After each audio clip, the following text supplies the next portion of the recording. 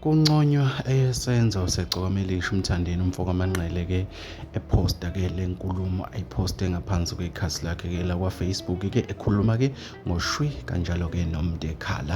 Bafowethu ngicela ukunibingelela kwesiqiniseko eSMD abaqala kusijona leli khasi ke ngicela bezobulungisa ke bacelezele button ka subscribe ke baphinde balike lama video ke enginenzela wona. Bafowethu ke kunconywa nanka ke amazwi ke asebhalwe umthandeni ke ikhasi lakhe la kwa-Facebook ke lapha ke ngaye ke ubaba ushwi kanjalo ke nomtekhala. Uthe ngomoya ke wesonto nangenhlonipho uthi akathathele ithuba ke lapha ke ehloniphe ke obhuti ke ababili ke lapha ke abadala endimeni ke kaMaskandi ke lapha ke wasethi ke ubafisela nje ukuthi ezinhle ke emsebenzini ke yaba abayenzayo ke lapha ke wasethi kakhulukazi ke umsebenzi ke kaMtekhala ngoba wona usuphumile kanjalo ke nokashwi uma usuphumile.